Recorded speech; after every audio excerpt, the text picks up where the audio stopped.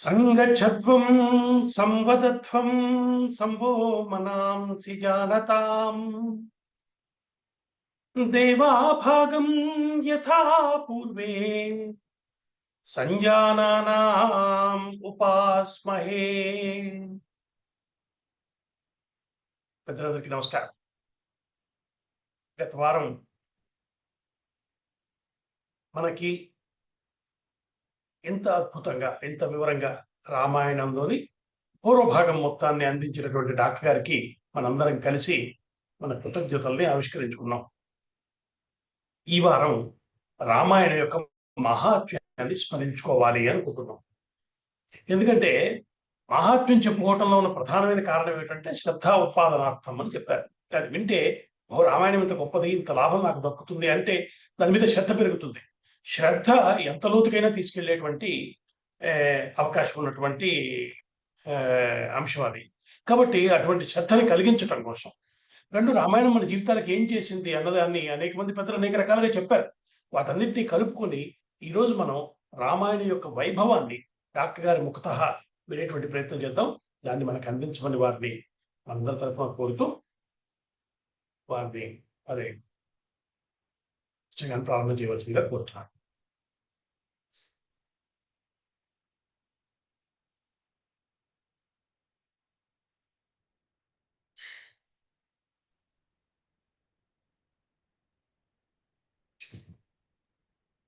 దోర్భిర్యుక్తా చతుర్భిః స్ఫటికమణిమణి మరమరవరు చెప్తారు. నమస్కారం.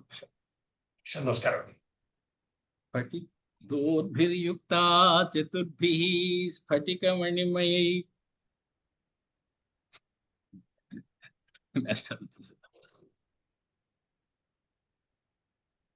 అందరికీ పెద్దలందరికీ నమస్కారం.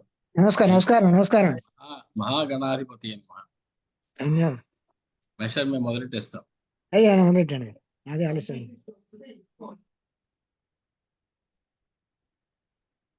క్షమాలాం దధానా హస్తేనైకేన పద్మం సితమపి చ సుఖం పుస్తకం చాపరేణ భాసా కుందేందు శంఖ స్ఫటిక మణినిభా భాసమానా సమానా సామే వాగ్దేవతేయం నివసతు వదనే సర్వదా సుప్రసన్నా సామే వాగ్దేవతేయం నివసతు వదనే సర్వదా సుప్రసన్నా పూజంతం రామ రామేతి మధురం మధురాక్షరం ఆరుహ్య కవితా శాఖాం వందే వాల్మీకి కోకిలం. పెద్దలందరికీ నమస్కారం. ఈరోజు జూన్ నెల 25వ తారీఖు బుధవారం 2025 సంవత్సరం. మనం రామాయణ పట్టాభిషేక పర్యంతం పూర్తిగా చెప్పుకొని యుద్ధకాండని కూడా పూర్తి చేసుకుని ఉత్తరకాండలో ప్రవేశించేటువంటి ఆ మధ్యలో ఉన్నాం. దేహ దీపళి న్యాయం అని ఒకటి ఉంటుంది. అంటే గుమ్మానికి ఇంట్లోపల వెలుగు కావాలంటే ఇంట్లో దీపం పెడతాం, ఇంటి బయట వెలుగు కావాలంటే ఇంటి బయట దీపం పెడతాం. కానీ రెండు చోట్ల వెలుగు కావాలంటే రెండు దీపాలు పెట్టక్కర్లేదు, గుమ్మంలో పెట్టుకుంటే చాలయ్యా, అటు ఇటు కూడా వెలుతురు వస్తుంది అని పెద్దలు చెప్తారు. కాబట్టి ఇప్పుడు మనం చెప్పబోయేది ఈ రామాయణ మహాత్మ్యం అని ఏదైతే పెట్టుకున్నామో అది ఇంతవరకు జరిగిన పూర్వ రామాయణానికి ఇక ముందు రాబోయేటువంటి వచ్చే ఆదివారం నుంచి రాబోయేటువంటి ఉత్తర రామాయణానికి కూడా సంబంధించినటువంటి ఫలితాన్ని చెప్పేటువంటిది ఈ రామాయణ మహాత్మ్యము అనేటువంటి దాని గురించి మనం మాట్లాడుకోవాలి. గురుగారు ఒక అందమైనటువంటి ఒక చలోక్తి విసురుతూ ఉంటారు. ఉపన్యాసం అంతా అయిపోయిన తర్వాత దీనివల్ల ఉపయోగం ఏమిటంటే అని ఫలశ్రుతి చెప్తారు. ఆయనే అంటారు, ఇదేంటండి ఫలశ్రుతి చివరిలో చెప్పారు, ముందు చెప్తే ఇంకొంచెం జాగ్రత్తగా వినేవాళ్ళం కదా అంటూ ఉంటారేమో మీరు అందరూ అంటూ ఉంటారు ప్రతిసారి. కానీ కొన్నిటికి ఫలశ్రుతి ముందు ఉంటుంది, కొన్నిటికి తర్వాత ఉంటుంది, కొన్నిటికి అసలు ఉండదు. రామాయణంలో ఫలశ్రుతిని వాల్మీకి మహర్షి చాలా తక్కువ చోట్ల చెప్పారు, ఎక్కువ చోట్ల ఫలశ్రుతి గురించి చెప్పాల. ఏదో ఆదిత్య హృదయం లాంటి కొన్ని చోట్ల మాత్రమే ఫలశ్రుతి గురించి చెప్పారు తప్ప తక్కిన చోట్ల ఫలశ్రుతి గురించి స్వామి మహర్షి మనకి ఎక్కువగా ఏమి చెప్పాల. అయితే ఈ రామాయణంలో అసలు ఏమిటి ఉంది, ఏమిటి రామాయణం అంతా మనం 24,000 శ్లోకాలు వినేద్దామని కూర్చుంటున్నాం, కానీ అసలు ఏమిటి, దేని చెప్తోంది రామాయణం మనకి అంటే, వేదోపబృంహణ రూపో వేదాంతార్థం ఉపబృంహయతి ఇది రామాయణం. ఉపబృంహణము అంటే పెద్ద చేయడం. చిన్నగా చెప్పినటువంటి వేదంలో చెప్పినటువంటి కొన్ని విషయాలని కొంచెం పెద్ద చేసి విస్తారంగా మనకు అర్థమయ్యేటువంటి భాషలో చెప్పడం. అలా చెప్పినా మనకు అర్థం కాదని దాని ఒక కథలో కూర్చడం, ఆ కథ రూపంగా మనకి చెప్తే మనం తొందరగా తెలుసుకుంటాము అనేటువంటి ఉద్దేశంతో ఈ ఏర్పాటు చేయబడింది. ఇది ఇతిహాసాలకి వర్తిస్తుంది, పురాణాలకు కూడా వర్తిస్తుంది అటువంటి సంఘటన. రామాయణాన్ని మొదలు పెట్టే ముందు ఒక అందమైనటువంటి శ్లోకం ఒకటి చదువుతారు చాలా మంది. ఇది కొంచెం చిత్రమైనటువంటి అర్థంతో కూడి ఉన్నటువంటి శ్లోకం, అంటే కొంచెం లోతుకు వెళ్ళవలసినటువంటి శ్లోకం. సాంఖ్యాది స్మృతి యుక్తిభిర్న చలితో వేదాంత సిద్ధాంతగో నిర్మూలైర్వివిధాగమైర్న చలితో వ్యోమాది జన్మాప్యజః ఉత్పత్యంత వివర్జిత స్థితి వపుర్వ్యాపీ చ కర్తాంశకో అలింగేన ప్రథితోపి నామ తను వృత్తం జానకీశం భజే. ఇది టూకీగా చెప్పుకోవాలంటే దీని అర్థం ఏమిటంటే, ఏ దేవదేవుడైతే సాంఖ్యాది స్మృతి ప్రతిపాదించినటువంటి అనేక యుక్తుల చేత ఏమాత్రము చెలింపకుండా ఉంటాడు, వాటికి కదలకుండా రంగుకుండా ఉంటాడు, వేదాంత సిద్ధార్థ ప్రతిపాద్యుడైన వాడెవడు అంటే ఏమీ ప్రమాణము లేనటువంటి నిఖిలమైనటువంటి ఆగమ శాస్త్రాల చేత ఏమాత్రము కూడా తేడాగా చెప్పబడిన వాడై, వ్యోమాది భూత పంచకం పంచభూతాలకి కూడా కారణభూతుడు ఎవడయ్యాడు, ఉత్పత్తి నాశరహితుడై జ్ఞానమయ శరీరుడైన వాడెవడు, సర్వవ్యాపకుడైన వాడెవడు, కర్త ఎవడు, లింగరహితుడైనప్పటికీ నామరూపధారి ఎవరయ్యారు, ఆ శ్రీరామచంద్రుణ్ణి ఆ జానకీపతిని నేను నమస్కరిస్తున్నాను అని చెప్పి రాముని యొక్క పరతత్వాన్ని చెప్పేటువంటి అద్భుతమైనటువంటి మాట ఇది. ఇలాగే సీతా ధ్యానం కూడా ఒకటి అందమైనటువంటి ధ్యానం కొంతమంది చేస్తూ ఉంటారు ఈ రామాయణ ప్రారంభంలో. రామాభిరామాం సౌందర్య సీమాం సోమావతంసకాం పాశాంకుశధనుర్బాణధరాం ధ్యాయేతి లోచనాం. ముక్కంటి అయినటువంటి సీతాదేవిని నమస్కారం చేస్తున్నారు. సీతాదేవికి మనం మొత్తం రామాయణంలో 3 కన్నులు ఉన్నట్టు ఎక్కడ మరి చెప్పలా. ముక్కంటి అనేటువంటి మాట వాడడంలో ఆవిడ లలితా పరాభట్టారిక స్వరూపం అని చెప్పడం అర్థం. కాబట్టి ఆ త్రిపురేశ్వరి ఎవరైతే ఉన్నదో, ఆ లలితా పరాభట్టారిక ఎవరైతే ఉన్నదో, ఆ దుర్గామాత ఎవరైతే ఉన్నదో ఆవిడ స్వరూపము సీతా స్వరూపానికి తేడా లేదయ్యా అని చెప్పేటువంటి మాట. అందుకే మనకి ఒక అందమైన కథ కూడా చెప్తారు. ఒకసారి అరణ్యంలో రామచంద్రమూర్తి వెళ్తుంటే ఆవిడ పరీక్షించాలనుకుంటే పార్వతీదేవి, రామచంద్రమూర్తి దగ్గరికి సీతాదేవి వేషం వేసుకుని వచ్చేస్తుంది. రామచంద్రమూర్తి సీతమ్మ అనుకుంటారు కదా అని ఎంత బాగా వేసుకోగలదు ఆవిడ, చక్కగా అలాగే తయారైపోయింది. రామచంద్రుడు ఆవిడకి చూడగానే, అమ్మా పరమేశ్వరుడు ఏడమ్మా ఒక్కతివి వచ్చావేమిటమ్మా అని నమస్కారం. అది సీతమ్మ యొక్క గొప్పదనం. పార్వతీదేవి గొప్పదనం సరే, సీతమ్మ అంతటి గొప్పది. ఆవిడలా వేషం వేసుకోవడం ఎవరి వల్ల కాదు. మరి రాముళ్ళ వేషం వేసుకోవడం ఎవరి వల్ల కుదురుతుందంటే అసలు కుదరదు. రావణాసురుడిని పిలిచి అడిగేశారు, ఏమయ్యా నువ్వు మారీచుడిని పంపించి ఆయన ఎక్కడికో పంపించి ఇన్ని కష్టపడ్డావు, దేవేంద్రుడు చూసి నేర్చుకోలేదా? దేవేంద్రుడు చక్కగా ఆ ముని వేషం వేసుకుని వెళ్ళిపోతే గౌతమ మహర్షిని అనుకుంది ఆవిడ భార్య, సీతమ్మ కూడా అలా అనుకుని నీ వెనకాల వచ్చేస్తుంది కదా, రాముడి వేషం వెళ్ళి ప్రయత్నించవచ్చు కదా, ఏమిటి మాయలేడు ఏమిటి, ఇంత కష్టపడ్డం ఎందుకు అని అంటే ఆయన అన్నాడు, ప్రయత్నించాను స్వామి అది కూడా, కానీ రాములు వారి వేషం వేసుకోగానే సీతమ్మను అపహరించాలని ఆలోచన రావటం లేదు. ఆవిడకి చేతులెత్తి నమస్కరించాలి అనిపించేస్తాం. వేషం వేసుకున్నంత మాత్రాన మనసులోని తలపులు ఆలోచనలు మార్చేసేటువంటి శక్తి ఆ పరమాత్మ అయినటువంటి రామచంద్రుడికి ఉన్నది. అది రామచంద్రుడి గొప్పదనం, అది సీతమ్మ గొప్పదనం. అందుకని వాళ్ళ చెప్పినటువంటి అనేకమైనటువంటి విషయాల్ని మనం రామాయణం అనేటువంటి పేరుతో నేర్చుకుంటాం. సరే, ఇక ఆ ఈ 7 కాండలు ఉన్నాయి కదా, 7 కాండలు ఏం చెప్పారు అనేటువంటి టూకీగా మనం చూస్తే, శ్రీ విష్ణో ప్రథమే కాండే జగజ్జనన హేతుతా, మొదటి కాండలో జగజ్జనన హేతుత్వం చెప్పారు. అంటే ఈ సృష్టిని అంతటినీ ఆయనే పుట్టిస్తాడు, ఆయనే రాముడిగా వేషం వేసుకుని తిరిగి వచ్చి ఈ సమస్తమైనటువంటి కార్యము చేసేటువంటి ఆయన. ద్వితీయే స్థితి హేతుత్వం, తృతీయే మోక్షదాయిత, స్థితిని నిర్వహించేటువంటి వాడు, స్థితికారకుడిగా ఆ అయోధ్యకాండలో చూపిస్తే, అరణ్యకాండలో మోక్ష ప్రధాన కారకుడు ఈయన అనేటువంటి విషయాన్ని చూపించారు. అరణ్యకాండకి అందుకే మోక్షకాండ అని కూడా పేరుంది. అది అందరికీ మోక్షాలు ఇస్తూ వెళ్ళిపోవడమే అక్కడికి వెళ్ళాక.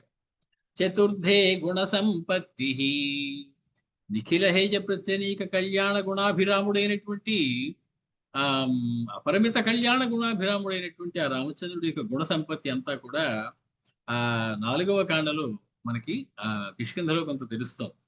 పంచమే సర్వహంతృత, సమస్తాన్ని కూడా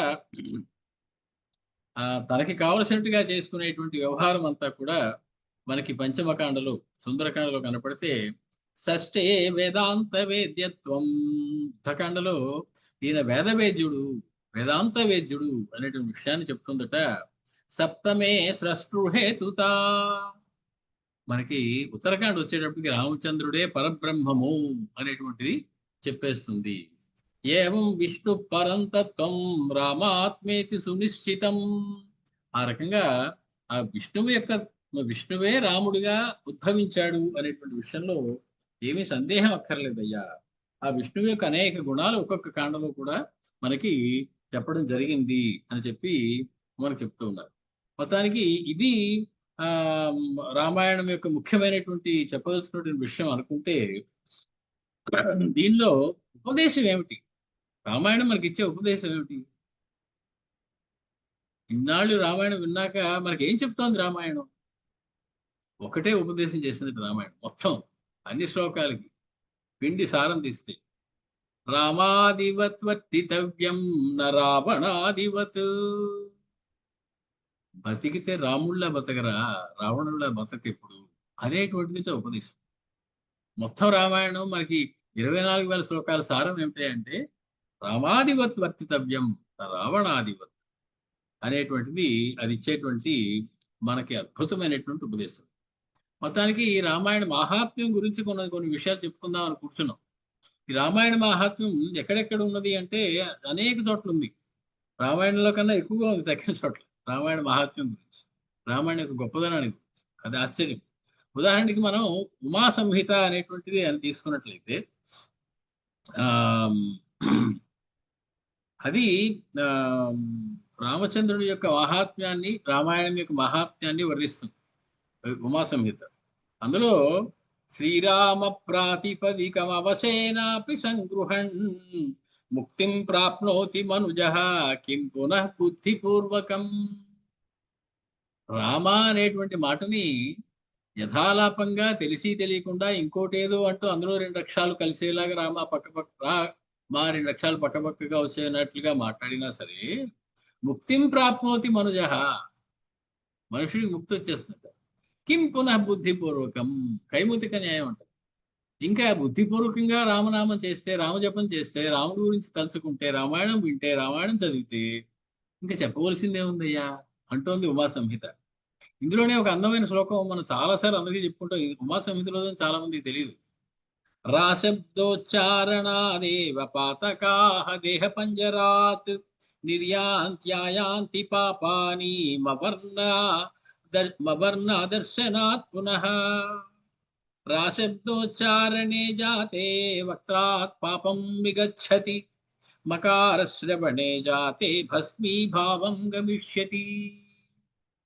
ఎలా ఉంది అంటే, రకార మకారాలు రా అనాలి అంటే నోరు తెరవకుండా రా అని ఎవరు అనలేరు. మా అనాలంటే నోరు ముయ్యకుండా మా అని ఎవరు అనలేరు. పెదవులు 2 కలపకుండా మా అనే అక్షరం రాదు. కాబట్టి రా అనగానే నీలో ఉన్న పాపాలన్నీ బయటికి పోతాయ్యా. మా అనగానే తలుపు మూసుకుపోయి మళ్ళీ అవి లోపలికి ప్రవేశించడానికి వీలు లేకుండా కవాటం మూసుకుపోతుంది. అది రామశబ్దం యొక్క గొప్పదనం. అందుకని అయితే ఏం చేయాలి మీ అందరం? రామేతి రామచంద్రేతి రామభద్రేతి వామనుం. మనుం, మను అంటే మంత్రము అని అర్థం. రామేతి రామచంద్రేతి రామభద్రేతి వామనుం యావజ్జీవం జపన్మర్త్యః జీవన్ముక్తో న సంశయః. యావజ్జీవము కనుక రాముడు, రామచంద్రుడు, రామభద్రుడు అనేటువంటి మంత్రాన్ని ఎవరైతే చేస్తారో అందులో ఏదో ఒక దాన్నైనా, ఇందులో మంత్రం ఏది అంటే 2 అక్షరాలే మంత్రం అంట. రామ, దాని ముందు ఇంకొక అక్షరం కలిపినా, దాని తర్వాత ఇంకో 2-3 అక్షరాలు కలిపినా దాని విలువ తగ్గిపోతుంది అంటారు పెద్దలు. అందుకే వాల్మీకి మహర్షి రామ అని వాడారు. ఎక్కడెక్కడ కౌశల్య రామ, కోదండ రామ, అయోధ్య రామ, సీతారామ ఇటువంటి మాటలు ఎక్కడా మనకి 24,000 శ్లోకాలు ఎంత కడిగి జల్లించి ఆరేసినా కూడా మనకు కనపడదు. రామ ఆ 2 అక్షరాలు చాలు, ఇంకొకటి కాదు మంత్రం. ఆ 2 అక్షరాలే మంత్రం. ఒక అక్షరం పలిగితేనండి అది మంత్రం కాదా అంటే అది మంత్రమే. రామ్, రా తర్వాత మకారం పొల్లు పెడితే ఒకటే అక్షరం అవుతుంది, 2 అక్షరాలు. రామ్, రా పక్కన 0 లేదా మకారం, అది కూడా మంత్రమే. ఏకాక్షర రామ మంత్రం, ద్వ్యక్షర రామ మంత్రం. రామకి ముందు వెనకాల ఏదైనా పెడితే దాని విలువ తగ్గిపోతుంది. ఎందుకన్నానంటే మనం ఎదుర్కొ చెప్పుకున్నాం చాలాసార్లు. కలెక్టర్ గారు అంటే జిల్లా కలెక్టర్ గారు, బిల్లు కలెక్టర్, టికెట్ కలెక్టర్, మరో కలెక్టర్ అంటే వాడి విలువ పడిపోయింది. ఇది వరకు విలువ లేదు, ముందు మరి అక్షరాలు ఎక్కువ పెట్టాం అయితే మాత్రమే. కాబట్టి ఉన్నదానికి ఆ మంత్రానికి ఇంకేం జాగ్రత్త అవసరం లేకుండానే అది మహామంత్రం. రా మా అనేటువంటి 2 అక్షరాలు కూడా.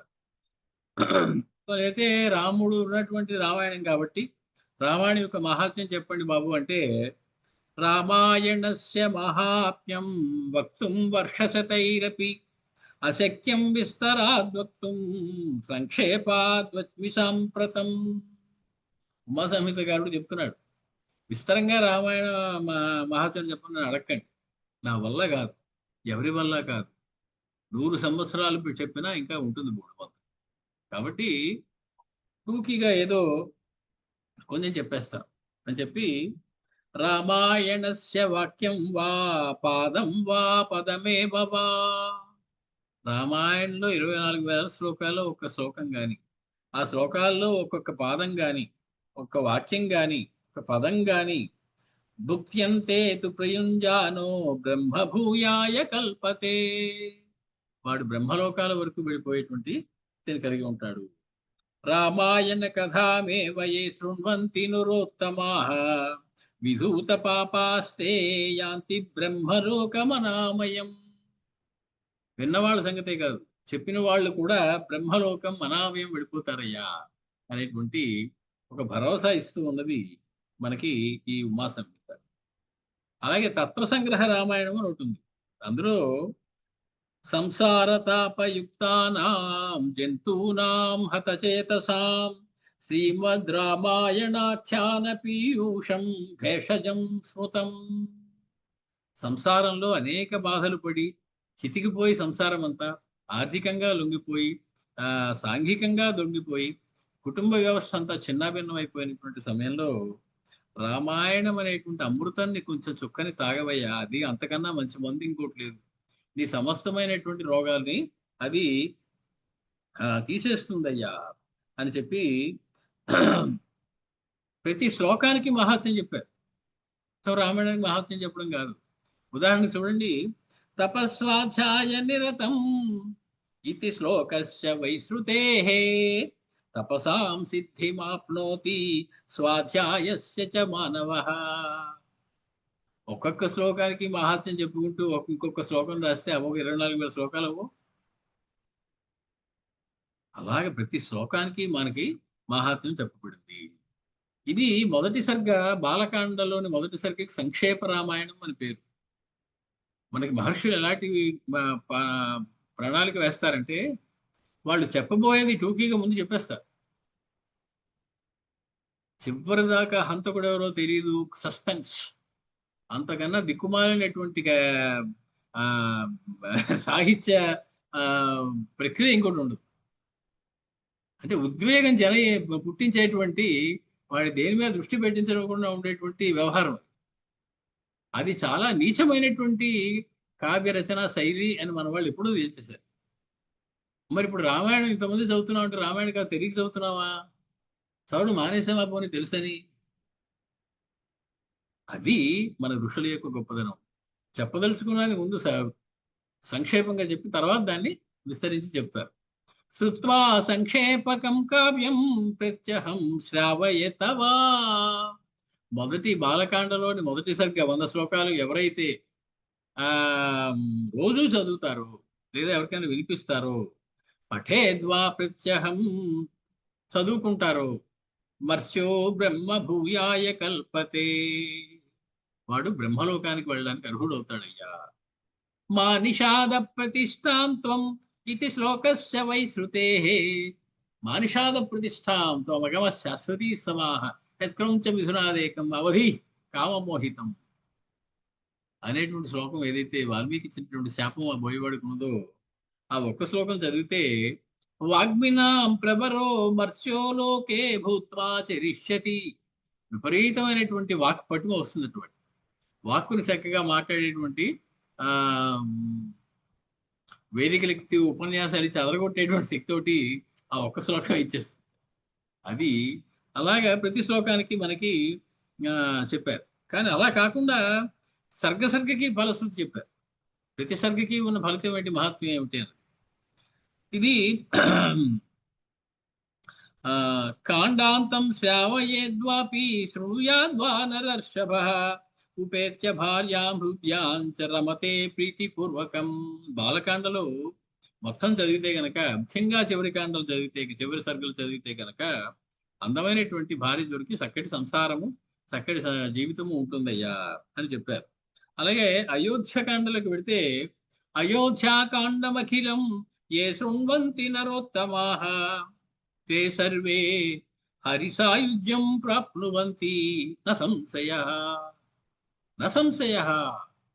నిస్సందేహంగా అయోధ్యకాండని బాగా పూర్తిగా చదివిన వారికి హరి సాయుధ్యం, హరితోటి కూడి ఉండేటువంటి ఇది వస్తుందయ్యా, అవకాశం వస్తుంది. అరణ్యకాండ మాహాత్మ్యం ఏ శృణ్వంతి మహీతలే రాఘవస్య ప్రసాదేన విష్ణులోకం వ్రజంతి తే. చిన్నగా వైకుంఠానికి వెళ్ళిపోతాట అరణ్యకాండని కనుక బాగా చదివినట్లయితే. వైకుంఠానికి వెళ్ళాలంటే అన్ని పుణ్యాలు ఉండాలి. అంటే అన్ని పుణ్యాల భాగ్యం మనకు ఒక్క అరణ్యకాండం చదవడం వస్తుందట. కిష్కింధాకాండ పఠనాత్ తదర్థశ్రవణాదపి సర్వదా సర్వలోకేషు కామచారో భవేన్నరః. వాడు అనేకమైనటువంటి వెళ్ళదామనుకున్న అన్ని ప్రదేశాలకి వెళ్ళిపోయేటువంటి శక్తి వాడికి వస్తుంట. అవకాశాలు అలా వస్తాయి. ఏదైనా అమెరికా వెళ్ళాలి ఎప్పటి నుంచో అనుకుంటున్నాడు, ఇప్పుడు అనుకోలేండి, ఇదివరకు అనుకుని ఉంటాడు. వాడి ఈ కిష్కింధకాండ కనుక శ్రద్ధగా విన్నట్లయితే వాడికి వెళ్ళేటువంటి అవకాశం వస్తుంది. అలా అమెరికా అన్నాను కదా అని అందరినీ దేశం వదిలేసి అమెరికా వెళ్ళిపోమన్నాను నా ఉద్దేశం కాదు. సముద్రయానమే పాపం అని చెప్తున్నప్పుడు నేను అమెరికా వెళ్ళమని చెప్పానంటే అదొక పొరపాటు. అటువంటి ఉత్సుకత ఎవరికి నేను కలిగించడం లేదు. కానీ మనకి ఇంకా సుందరకాండ ఫలశ్రుతి మొదటి శ్లోకం ఉంది. తతో రావణ నీతాయాః సీతాయాః శత్రుకర్షణః ఇయేష పదమన్వేష్టం చారణాచరితే పథి ఇతి శ్లోకం సమాకర్ణ్య కార్యసిద్ధిం లభేత్ నరః. కార్యసిద్ధి కావాలి అంటే ఈ శ్లోకం చదువుకుని వెళ్ళండి అన్నారు. ఏమిటది? తతో రావణ నీతాయాః సీతాయాః శత్రుకర్షణః అని మొదటి శ్లోకం. మొత్తానికి సుందరకాండ అంతా వినేస్తేనో పంచమం కాండం హనుమద్ విజయాంచితం ఆంజనేయ ప్రసాదేన బ్రహ్మలోకం గమిష్యతి. బ్రహ్మలోకానికి వెళ్ళేటువంటి అర్హత వస్తుందయ్యా. కాకపోతే యుద్ధకాండకు వచ్చేటప్పటికి అందమైన శ్లోకం ఒకటి మనం మరి చాలాసార్లు చెప్పేసుకున్న శ్లోకం. సకృదేవేత్యముం శ్రుత్వా నర ప్రాప్నోతి చ భయం. సకృదేవ ప్రపన్నాయ అనేటువంటి శ్లోకం వింటే అటువంటి మానవుడికి పరిపూర్ణమైనటువంటి అభయ స్థితి కలుగుతుంది. పరిపూర్ణమైనటువంటి అభయం అనేటువంటి మాటకు అర్థం మోక్షము. మోక్షం ఒక్కటే పరిపూర్ణమైనటువంటి భయం రహితమైనటువంటి స్థలం. తక్కినవన్నీ కూడా భయంతో కూడి ఉన్నవి. సేతుబంధనస్య కథనం శ్రుత్వా ముచ్చేత పాతకాత్. రామచంద్రుడు వానరులు సేతువు కట్టినటువంటి ఆ ఘట్టాలు కనుక విన్నట్లయితే సమస్త పాపములు తొలగిపోతాయి. కాబట్టి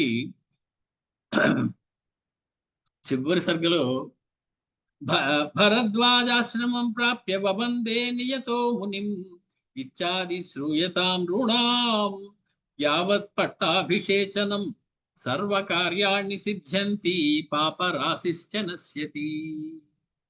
మనం గనక పట్టాభిషేకం దాకా గనక ఉన్నటువంటి ఆ రామాయణాన్ని వినేసినట్లయితే సమస్త కార్యాలు సిద్ధిస్తాయ్యా. కాబట్టి ఏ ఇహలోకంలో ఏ కోరికలు ఉన్నా తీరాలంటే రామాయణం కాదు. నాకు ఇవేమి కోరికలని తీరిపోయాడు, నాకు ఇవేం వద్దు, మోక్షమే కావాలి, అది కూడా రామాయణం. దాని తప్ప ఇంకొకటి లేదు.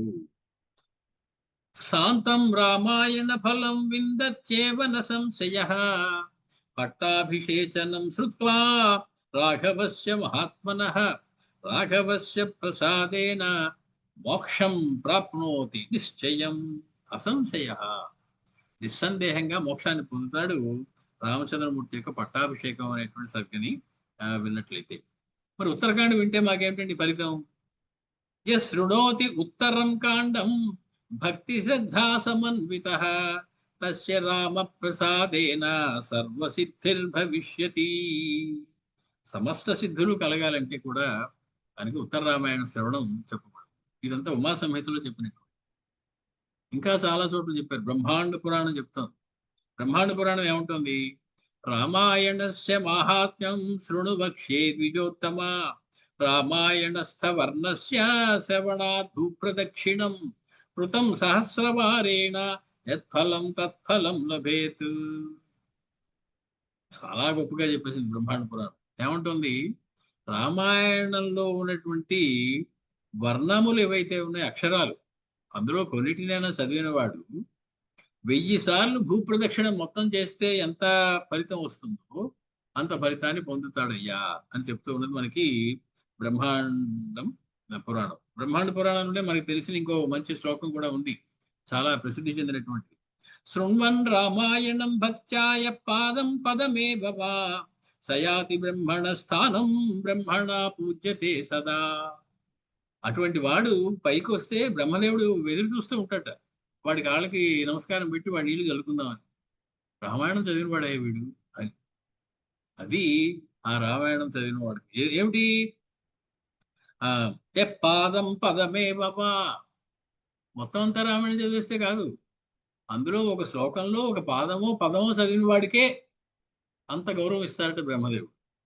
యకర్ణాంజలి సంపుటైరహరః సమ్యక్ పిబత్యాదరాత్ వాల్మీకేర్వదనారవింద గళితం రామాయణాఖ్యం మధు జన్మ వ్యాధి జరా విపత్తి మరణైరత్యంత సోపద్రవం సంసారం స విహాయ గచ్చతి పుమాన్ విష్ణో పదం శాశ్వతం. ఇది కూడా బ్రహ్మాండ పురాణం చెప్పినటువంటి మాట. ఈ శ్లోకాలు మనం చదివేస్తూ ఉంటాం కానీ ఎక్కడో తెలియదు. ఇది బ్రహ్మాండ పురాణంలో చెప్పినటువంటి మాట. ఏమిటయ్యా? చెవులు అనేటువంటి దొప్పలతోటి ఎవరైతే రామాయణ అమృతాన్ని తాగేస్తారో, చెవులతో తాగేస్తారో, అటువంటి వాడికి జన్మ ఉండదు, వ్యాధి ఉండదు, ముసలితనం ఉండదు, విపత్తి ఉండదు, మరణం ఉండదు.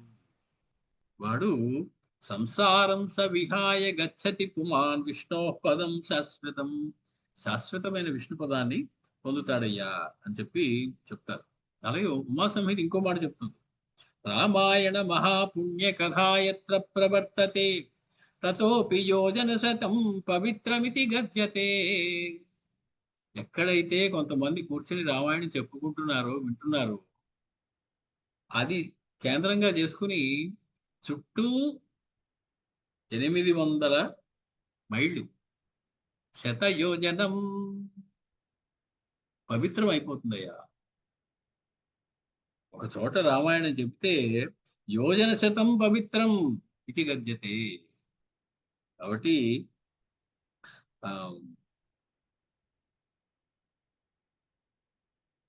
ఏకస్మిన్ శ్లోకమాత్రే తు ఒక్క శ్లోకమైనా సరే శృతే నియమతో ద్విజ, నియమంగా శ్రద్ధగా ఒక్క శ్లోకమైనా ఎవరన్నా వింటే బ్రహ్మహత్యాది పాపాని తం త్వక్త్వా యాంతి దూరతః, పాపాలన్నీ వాడిని వదిలేసి దూరంగా పారిపోతాడు. అమ్మో వీడి నోట్లోంచి రామాయణ శ్లోకం వచ్చిందిరా, మనం ఇప్పుడు ఉండకూడదు వీడి దగ్గర. ఎస్తు రామ కథాం త్యక్త్వా అన్యత్ కర్తుమిహేచ్ఛతి, రామాయణం వినడం మానేసి, రామాయణం చదవడం మానేసి, రామాయణం తెలుసుకోవడం మానేసి ఇంకా ఇతర కార్యక్రమాల్లో చాలా హడావుడిగా తిరుగుతూ ఉంటే గనక స్వగృహే సమృద్ధాన్నం త్యక్త్వా భిక్షామటత్యసౌ, ఇంట్లో పంచభక్ష పరవాణాలతో చేసిన అన్నాన్ని వదిలిపెట్టేసి ఒక భిక్షాపాత్రకి వెళ్ళి బయట అందరినీ అడుక్కుని తిన్నట్టుగా ఉంటుందయ్యా. నీ దగ్గర ఉన్నటువంటి రామాయణాన్ని నువ్వు తెలుసుకోకుండా అలాగే ఇవన్నీ నిజమేంటండి, ఏదో చెప్తారు కానీ అన్ని అతిశయోక్తులు ఉంటాయండి ఇందులో అని అన్నావా, జాగ్రత్త అని కూడా చెప్తున్నారు. ఏమని? అర్థవాదోయమితి వై నమంతవ్య కదాచన, ఇదేదో అర్థవాదం మనకి గురి కుదరడం కోసం కొంచెం అతిశయోక్తులు కలిపి చెప్తూ ఉంటారులేండి, నమ్మడానికి లేదు. అందులో చెప్తుంటే నమ్మేస్తావా ఏమిటి అన్నావు. తథా వక్తారయేవేహ యాంతి మూఢాస్వధోగతిం, దానికి వాడికి అధోగతులే తప్ప ఇటువంటి ఉద్ధరణ కూడా ఉండదు, అభివృద్ధి కూడా ఉండదు అని చెప్పి మనకి శాస్త్రం చెబుతాం. రామాయణం సంస్కృతంలో ఉందండి, మాకు సంస్కృతం రాదు, మీరు సంస్కృతంలోనే చదవాలా, సంస్కృత రామాయణానికి అంత శక్తి ఉందా, మామూలుగా మేము కథలాగా ఎవరైనా తెలుగులో రాసిన రామాయణం చదివితే దానికి ఏం ఫలితం లేదా అంటే దానికి చెప్తాం శాస్త్రం. సంస్కృతం రామచరితం పరిత్యజ్య నరాధమః, గురుగారు అంటూ ఉంటారు సంస్కృత రామాయణం ఒక ఋషి అయినటువంటి మహర్షి నోటి నుంచి వచ్చిన పలుకు, అతడి నోటి నుంచి వచ్చిన ప్రతి మాట ప్రతి అక్షరం కూడా ఒక మంత్రం. ఆ మంత్రశక్తి మనకి తెలుగులోనో ఇంగ్లీష్లోనో హిందీలోనో ట్రాన్స్లేట్ చేసేసిన వాడికి ఉండకపోవచ్చు. కాబట్టి దీనికి ఉన్నటువంటి ఫలితం దానికి రావాలి ఊహించడమే తప్పు.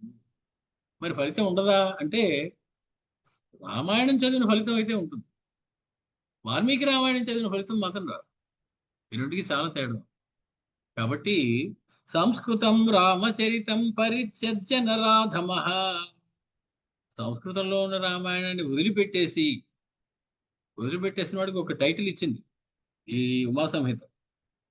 ఏమని? నరాధమః, వాడు అధముడయ్యా నరుడులు. పఠన్ భాషాంతరకృతం మృగతృష్ణాజలం పిబేత్, వాడు ఇతర భాషల్లో సులువుగా అర్థమైపోతుందని అవే చదవచ్చు, తెలుసుకునే వరకు చదవచ్చు. తర్వాత ఒకసారైనా వాల్మీకి ఏం చెప్పారు అందులో సగం అర్థం కాకపోయినా, మనం అర్థం కాకపోయినా ఆదిత్య హృదయం చదువుతున్నావా లేదా, అర్థం కాకపోయినా ఎన్ని స్తోత్రాలు చదివేస్తున్నాం. సుప్రభాతం, వెంకటేశ్వర సుప్రభాతం నోటికి చాలా మందికి వస్తుంది, దాని అర్థం ఎంతమందికి తెలుసు? అర్థం కావడం ప్రధానం కాదయ్యా, శబ్దానికి ఉన్నటువంటి శక్తి అటువంటిది. శబ్ద స్ఫోటనం అంటారు. ఆ శబ్దం ఒక్కసారి బ్లాస్ట్ అవుతుంది అనమాట మన హృదయం నుంచి బయటికి రాగానే. దాని నుంచి వచ్చే ఎనర్జీ మనకి అంతటి బలాన్ని ఇస్తుంది, అంతటి పాపాలను పోగొట్టేటువంటి శక్తి కలిగి ఉంటుంది. అలా గనక ఇతర భాషల్లో ఉన్న రామాయణాన్ని మాత్రమే చదువుతాన్ని కూర్చునేవాడు మృగతృష్ణ జలం పిబేత్, ఎండమావిలో నీరు తాగుదాం అనుకుని తిరుగుతూ ఉంటాడు అంతే, ఎప్పటికీ నీరు దొరకదు వాడికి. పఠన్ భాషాంతరకృతం కథం తరతి పాపధీహి క్షున్నివృత్తిర్భోజనేన వినా తత్కథయా కథం, బాగా ఆకలి కొన్నవాడికి ఆకలి తీరాలంటే అన్నం తినాలి. అన్నం ఎదురుగుండా పెట్టుకుని, అన్నం వేసినటువంటి చిత్రపటాలు పెట్టుకుని, అన్నం బొమ్మలన్నీ పెట్టుకుని దాని మధ్యలో ఎంతసేపు కూర్చుని ఆకలి తీరు. అలాగే సంస్కృతంలో ఉన్న రామాయణాన్ని విడిచిపెట్టేసి ఇతర రామాయణాలకు వెళ్ళకండి అయ్యా. ఇతర రామాయణాలు చదవండి అర్థం చేసుకోవడం కోసం, కానీ మళ్ళీ ఒక్కసారైనా ఒక్క శ్లోకమైనా వాల్మీకి రాసినటువంటి రామాయణంలో చదవండి అని చెప్పి చెప్తూ ఉన్నారు. ఇది చదివేటప్పుడు వినేటప్పుడు ఏమైనా నియమాలు ఉంటాయండి అంటే నియమాలు తప్పకుండా ఉంటాయి. ఎలాంటి నియమాలు ఉంటాయి? వక్త ప్రాంగ్ముఖమాసీత, చెప్పేవాడు ఎప్పుడు తూర్పు వైపు దిక్కు తిరిగి కూర్చోవండి అంటున్నాడు. శ్రోత చ ఉత్తర దిగ్ముఖ, ఉత్తర దిక్కుకేసి తిరిగి శ్రోత కూర్చోవాలట. మారుతేర్విష్టరం దత్వా పూజయేత్ ప్రత్యహం బుధః, మొత్తానికి ఆచార్యుడు అన్నవాడికి కొన్ని నియమాలు ఉండాలయ్యా. వాడు వేదాధ్యయన సంపన్నుడై ఉండాలి, రామ మంత్రార్థాన్ని తెలుసుకుని రామ మంత్రాన్ని చేస్తున్నటువంటి వాడే ఉండాలి. హనుమంతుడి మీద భక్తి కలిగి ఉండాలి. రామాయణ వ్యాఖ్యానాల మీద సమర్థమైనటువంటి దర్శనం ఉండాలి. పాపం చేయడానికి భయపడేవాడై ఉండాలి. అసూయ లేకుండా ఉండాలి. ఇటువంటి వాడే రామాయణం చెప్పడానికి, చదవడానికి అర్హత కలిగి ఉన్నటువంటి వాడు. మరి వినడానికో ఏమైనా నియమాలు ఉన్నాయండి? ఎవరైనా వినొచ్చా? హృదంబుజే రఘుపతిం ధ్యాత్వా, నీ హృదయ పద్మంలో ఒక్కసారి రామచంద్రుని ప్రతిష్ఠ చేసుకుని ఆలోచించి, రామం జగత్పతిం వినాయకం పూజయిత్వా, ముందుగా గణపతి పూజ చేసుకుని, తథా దేవాన్ నమస్య చ హనుమంతం పురస్థాప్య, ఎదురుగా హనుమత్ స్వామి యొక్క విగ్రహాన్ని పెట్టుకోవాలి. ముందు చెప్పేవాడు, వినేవాడికి కూడా ఎదురుకుండా ఒక హనుమత్ స్వామి ఉంటారు. అదెంత విచిత్రమైనటువంటి వ్యవహారం. వాచకం సన్నివేశయేత్, మొత్తానికి 6 కాండలు చదివితే వచ్చేటువంటి ఫలం ఏమిటి అన్నది బ్రహ్మాండ పురాణం మనకి చెప్పేస్తాం. శ్రీమద్ రామాయణం శ్రుత్వా షట్కాండం భక్తి సంయుతం, భక్తితో కూడి ఎవరైతే 6 కాండల్ని పఠిస్తాడో మహత్ రాజ్యం అవాప్నోతి నాత్ర కార్యా విచారణ, వాడు మహారాజు అయిపోతాడయ్యా, గొప్ప గొప్ప రాజ్యానికి అధిపతి అయిపోతాడయ్యా. షట్కాండ శ్రవణం యస్తు కుర్యాత్ రామాయణే శుభే తస్య పుణ్య ఫలం వక్తుం అశక్యం సర్వదేవతైః. 6 కాండలు శ్రద్ధగా విన్నవాడికి, చదివిన వాడి యొక్క ఫలితం ఏమిటి అంటే అది దేవతలు కూడా చెప్పలేరయ్యా, అంత ఎక్కువ ఉంటుంది దాని ఫలితం. యం యం కామయతే కామి తం తం ఆప్నోతి అసంశయం, ఏ కోరిక కావలిస్తే ఆ కోరిక తీర్చుకునేవాడు వైకుంఠ పదమశ్నుతే, చివరికి వైకుంఠానికి. ఏమంటే 6 కాండలు చదవడం గురించి చెప్తోంది ఉత్తమా సంహిత. 7 కాండలు కదా రామాయణంలో ఉండదు అంటే ఉత్తరకాండ చదవక్కర్లేదనమాట, వదిలేచ్చనమాట అనుకుంటామేమో అని దానికి ఒక చిన్న వివరణ ఇస్తున్నారు. ఏమని? శ్రీమద్ రామాయణస్య సప్తకాండానామపి షట్కాండత్వేనైవ వ్యవహారః, అందులో 7 కాండలు ఉన్నప్పటికీ కూడా 6 కాండలని పిలవడం ఒక వ్యవహారం ఉందయ్యా. తత్ర అయోధ్యాకాండ బాలకాండ ఏవ అంతర్భావితః, బాల అయోధ్యకాండలు రెండింటినీ ఒక కాండగానే తీసుకుంటామయ్యా మేము. కాబట్టి 6 కాండలు అంటుంటే 7 కాండలనే లెక్క. నువ్వు బాల అయోధ్య విడిగా చూస్తున్నావు కాబట్టి. అది అయోధ్యాకాండ బాలకాండే ఏవ అంతర్భావితః అని పద్మపురాణం చెప్తాం. పద్మపురాణే పాతాళకంఠే సప్తషష్టితమాధ్యాయే షట్కాండాని సురమ్యాణి యత్ర రామాయణే నఖ బాలం ఆరణ్యకం చ అన్యత్ కిష్కింధం సుందరం తథా యుద్ధం ఉత్తరం అన్యచ్చ షడేతాని మహామతే. లిస్ట్ చూసారా? అది పద్మపురాణం ఏం చెప్పిందో. షట్కాండాలయ్యా, బాలం, ఆరణ్యం, మధ్యలో అయోధ్యకాండ ఎత్తేసింది. అంటే బాలకాండలో అయోధ్యకాండ అంతర్భావితం అయిపోయింది, విడిగా చెప్పరు. కాబట్టి బాల, అరణ్య, కిష్కింద, సుందర, యుద్ధ, ఉత్తరకాండలు 6 కాండలయ్యా. అంటే 7 కాండలు అయినప్పటికీ కూడా 6 కాండలుగా చెప్పడం అనేటువంటిది ఒక వ్యవహారం ఉన్నది.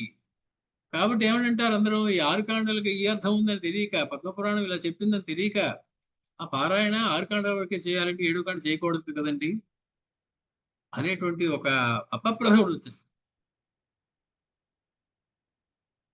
కాబట్టి ఇది ప్రథమయోః ద్వయోః కాండయోః బాలకాండ వ్యవహారః తత్ర దృశ్యతే. కాబట్టి మొదటి 2 కాండల్ని ఒక కాండగానే తీసుకోవడం అనేది ఒక సంప్రదాయం ఉంది. కాబట్టి 6 కాండలు చదవమంటే 7 కాండలు చదవమనే అర్థం. చదవడం, వినడం సరే, ఇంకో పని ఉంది, రాయడం. రామాయణస్య శ్లోకాంస్తు ఏ లిఖంతి మహీతలే తేషాం దేవి మయా సార్ధం నివాస పరమాత్మని. మొత్తం 24,000 శ్లోకాలు తెల్లకాయతల పుస్తకం తీసుకుని ఎవడైతే ఎక్కించేస్తాడో, రాస్తాడో, జాగ్రత్తగా గుండ్రంగా రాయాలి, శ్రద్ధగా రాయాలి, నియమంతో రాయాలి. రాస్తే మయా సార్ధం నివాస, మా ఇంట్లో చేరిపోతాడు వాడని చెప్పాడు ఆయన. మా ఇంటికి వచ్చేసి మా ఇంట్లో చుట్టంలా ఉండిపోతాడు వాడు అని పరమాత్మ చెప్తున్నాడు. అంటే విష్ణు సాయుధ్యం పొందుతాడు వాడు.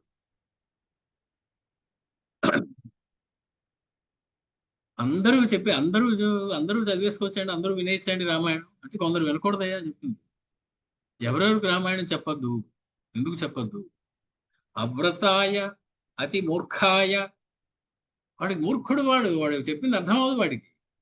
ఒకటండి ఎతంటే పెతంటాడు వాడు, అలాంటి వాడికి చెప్పొద్దు. శఠుడు అంటారు వాడు, మొండితనం. చెప్తారు కానీ 67 కోట్ల వానరాలు ఉంచోడానికి చోటు ఎక్కడుందండి అక్కడ? వాడికి చెప్పకు రామాయణం. నువ్వేం చెప్పినా వాడు నమ్మడు. అందుకే ముందే చెప్పారు, శ్రోతవ్యం అనసూయయా. అసూయన్న వాళ్ళకి చెప్పకూడదు. అభక్తాయ, భక్తుడు కాని వాడికి చెప్పకు. రాముడు అంటే భక్తి లేని వాడికి రామాయణం చెప్పు, వాడు వినకూడదు. చోరాయ, చోరులకి చెప్పకు. అసత్య నియమాయచ, ఎప్పుడూ అబద్ధాలే ఆడడం, నిత్యము అసత్యమే చెప్తుంటాడు వాడికి రామాయణం గురించి చెప్పకు. వేదానాం నిందకాయ, వేదాన్ని నిందించే వాడికి చెప్పకు. అవిష్ణు భక్తాయ, విష్ణు అంటే ద్వేషం ఉంటే వాడికి చెప్పకు. అవిష్ణు భక్తాయ అంటే మేము వీర శైవులం అండి, మేము విష్ణుమూర్తిని ఒప్పుకోమండి, మహాశైవులం మేము అంటే వాడి బాబు సరే అలాగే నువ్వు అలాగే ఉండు, రామాయణం మాత్రం నీకు చెప్పకూడదు. చెప్తే చెప్పిన వాడికి కూడా పాపం. అవిష్ణు భక్తాయ తదా మద్భక్తి రహితాయ చ, శివుడు చెప్తున్నాడు ఈ మాటను. మద్భక్తి రహితాయ చ, శివుడి మీద భక్తి లేని వాడికి రామాయణం చెప్పకండి. ఎంత పెద్ద మాట అనేసింది చూడండి. శివుడు అనే మాట చెవినే పడడానికి వీల్లేదు అని శివనింద చేసేవాళ్ళు రామాయణం మేము తప్ప ఇంకెవరూ చెప్పలేరు, ఇది మా సొత్తు అని మాట్లాడుతుంటే ఏమంటాం వాళ్ళు? అలా జరుగుతున్నాయి. మద్భక్తి రహితాయ చ రామాయణం పరం వస్తు నేదం వాచ్యం ద్విజన్మన. ఆ రకంగా అది అల్లాటప్పగా చెప్పేటువంటి వ్యవహారం కాదయ్యా. ఎప్పుడు చెప్పాలి, ఎప్పుడు వినాలి మనం రామాయణాన్ని? ఎప్పుడు వింటే ఏం ఫలితం? చైత్రే మాసే ధర్మవృద్ధి, చైత్రమాసంలో రామాయణం వింటావా, నీకు ధర్మవృద్ధి జరుగుతుంది. సంపద్వృద్ధిస్తు మాధవే, వైశాఖ మాసంలో సంపద్వృద్ధి. జ్యేష్ఠే సర్వార్థ సంసిద్ధి, ఆషాఢే ధర్మనాశనం, ఆషాఢే అధర్మనాశనం. అకార ప్రశ్లేషకుడు, ధర్మనాశనం కాదు. శ్రావణే కర్మవృద్ధిశ్చ తథా ధనవృద్ధిశ్చ అశ్వినే, సామాన్యం భాద్రపదే ఫలం మునిభిరీడితం. సామాన్య ఫలమే ఉంటుంది భాద్రపద మాసంలో, తక్కిన మాసాలు ఒక్కొక్క దానికి ఒక్కొక్క ప్రత్యేకమైనటువంటి ఫలం ఉంటుంది. ఏ రోజు మేము మొదలెట్టాలి రామాయణం చదవడం? త్రయోదశి సప్తమి చ దశమ్యేకాదశి తిథి పఠనే శ్రవణే చాపి అష్టావేతాసు భావః. ఈ చెప్తున్నాడు, మొదలెట్టడానికి మంచి రోజు చూసుకుని మొదలెట్టాలనుకుంటాం ఏ పనైనా. రామాయణం చదవడం వినడం ఎప్పటి నుంచి మొదలెడదామండి అంటే, ద్వితీయ ప్రథమా చాపి తృతీయ పంచమి తథా త్రయోదశి సప్తమి చ దశమి ఏకాదశి తిథి. ఈ తిథుల్లో 8 తిథులు చెప్పాడు. వాటిలో ఎప్పుడు మొదలెట్టినా పర్వాలేదయ్యా. ఏ వారంలో మొదలెట్టాలి? భానువారే కర్మవృద్ధి సోమే సర్వాఘనాశనం, భౌమే దేహ వినాశశ్చ సౌమ్యే కీర్తిస్తు శాశ్వతి. ఏ వారంలో మొదలెడితే ఏ ఫలితం ఉంటుందో దానంటికి విడివిడిగా ఫలితాలని కూడా మనకి చెప్పడం జరిగింది. పరమాద్భుతంగా ఒక్కొక్క పురాణము మనకి ఒక్కొక్క రకమైనటువంటి విషయాన్ని చెప్తూ ఉన్నది. రామచంద్రుని గురించినటువంటి విషయాలు. మొత్తానికి రాస్తే వచ్చేటువంటి ఫలితం చెప్పింది, వింటే వచ్చే ఫలితం చెప్పింది, చెప్పేవాడికి ఉండవలసిన లక్షణాలు చెప్పింది, వినేవాడికి ఉండవలసిన లక్షణాలు చెప్పింది, ఎవడికి రామాయణం చెప్పకూడదో కూడా చెప్పింది. ఇన్ని చెప్పినటువంటి రామాయణ మహాత్మ్యం ఇంకా అనేకమైనటువంటి విశేషాలు చెప్పింది. ముఖ్యంగా మనకి స్కందోప పురాణం అని చెప్పి, స్కంద పురాణం ఒక ఉపపురాణం. ఆ స్కందోప పురాణంలో అద్భుతమైనటువంటి కొన్ని వ్యవహారాలు ఉన్నాయి. అందులో బ్రహ్మగారి దగ్గరికి వెళ్ళి చేతులు కట్టుకుని నాన్నగారు నాన్నగారు అని పిలిచాడు నారదుడు. ఏమయ్య అబ్బాయి, నీ తిరుగుడంతా అయిపోయిందా, ప్రపంచం అంతా తిరిగి వచ్చావా ఏమిటన్నారు. అంటే నేను అడుగుదాం అనుకుంటున్నానండి అన్నారు. ఏమిటా నీ సందేహం అన్నారు. అక్షరాలు రామాయణం ఏదో ఒక మా వాక్యాలు అన్ని ఇలా ఉన్నాయి. అది చదివితే ధర్మం రావడం ఏంటండి? ఎలా వస్తుంది? ఒక అక్షరం చదివితే మనకి ఆ పుణ్యం వస్తుందా? ఎలా దానికి నాకు అసలు అర్థం అవటం లేదు. ఎలాగవుతుంది అని అడిగాడు నారద మహర్షి బ్రహ్మగారిని. ఉక్తం కిల త్వయా బ్రహ్మన్ పఠనాత్ శ్రవణాదపి శ్రీరామణ కావ్యస్య చతుర్వర్గో భవేదితి. నాన్నగారు మీరు చెప్పారు రామాయణ చదివినంత మాత్రాన ధర్మార్థ కామ మోక్షాలు 4 కలుగుతాయిరా అని. కథం పాఠాత్ భవేద్ ధర్మం, చదివినంత మాత్రాన ధర్మం ఎలా వస్తుంది? కథం చ అర్థసిద్ధిశ్చ అర్థశ్చ సిద్ధ్యతి, రామాయణం చదివితే అర్థసిద్ధి ఎలా కలుగుతుంది? నాకు డబ్బులు ఎలా వస్తాయి రామాయణం చదివినంత మాత్రాన? కథం కామో భవేత్ పుంసాం మోక్షో వాపి కథం భవేత్, ఇవి ఎలా వస్తున్నాయో నాకు అర్థం కావటం లేదు అనగానే ఆయన ప్రేమ ఉంటుంది కదా పిల్లవాడి మీద. శృణు నారద వక్ష్యామి, పిల్లవాడి మీద ప్రేమ కాదు, మనందరి మీద ప్రేమ. లోక రక్షణ దీక్ష వాళ్ళందరికీ. ఆ పిల్లవాడు అడిగింది కూడా మన కోసమే, ఆయన తెలియక కాదు. తండ్రి చెప్తున్నది కూడా మన కోసమే, ఆయన కోసం కాదు. శృణు నారద వక్ష్యామి శ్రీరామాయణ వైభవం యస్య శ్రవణ మాత్రేణ నర పాపాత్ ప్రముచ్యతే.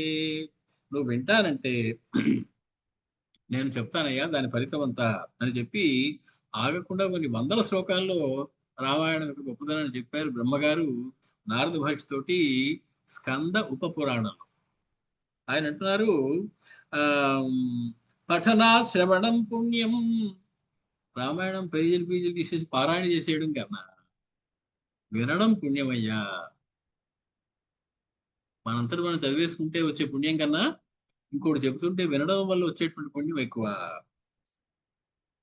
అధికం పఠనా శ్రవణం పుణ్యం అధికం సంప్రయచ్చతి అర్ధ ప్రవచనం తస్మాత్ మహాపుణ్యతమం స్మృతం. రామాయణం ప్రవచనం చేయడం, దాని అర్థాన్ని చెప్పడం అంతకంటే పుణ్యమైనటువంటిది ఇంకోటి లేదు. పఠనము, శ్రవణము, లేఖనము వీటన్నిటికన్నా కూడా గొప్పదైనటువంటిది రామాయణం యొక్క అర్థాన్ని చెప్పగలగడం. మొత్తానికి పుత్ర పౌత్రాది సంపత్తిం సర్వరోగ నివారణం పత్ని పుత్రాది కలహనాశనం క్షేమవర్ధనం కరోతి బాలకాండస్య పఠన శ్రవణాధికం. బాలకాండ చదివితే సర్వరోగాలు నశించిపోతాయి, భార్యాపుత్రులతో సంతోషంగా ఉంటారు, కలహాలు ఉండవు, శుభాలు కలుగుతాయి. అయోధ్యకాండ తగిలితే తల్లిదండ్రులు, పుత్రులు, భార్యాభర్తల మధ్య చక్కటి అనురాగం ఉంటుంది. శ్రీరామచంద్రుడి కైంకర్యంతో పొందుతారు, శ్రద్ధాభక్తులు కలిగి ఉంటారు. అరణ్యకాండ చదివితే ధర్మ విరుద్ధంగాని కోరికలన్నీ సిద్ధిస్తాయి. ఇది చాలా ముఖ్యం. మన సనాతన ధర్మం మొదటి నుంచి చెప్తున్న వాటి ధర్మ అవిరుద్ధ కామములు. అధర్మంగా నువ్వు కోరి నేను దేవుడికి మొక్కుకున్నాను నాకు తీర్చాలి అంటే తీర్చలేదు. నీ కోరికలోనే ధర్మం లేనప్పుడు అది ఎలా తీరుస్తాడు? ఒకవేళ తీర్చినట్టు కనిపించినా చిన్న వెలితి పెడతాడు. నేను ఎవరి వల్ల చావకూడదు, ఇది అధర్మం, తప్పు కోరికయ్యా అని చెప్పాడు. అందుకే నాకు కావాల్సిందే అన్నాడు. సరే ఇస్తున్నాను పో అన్నాడు, చిన్న మెలిక పెట్టాడు. అలా ఎన్ని పురాణ గాథలు మనం చదవలేదు భస్మాసురుడి దగ్గర నుంచి.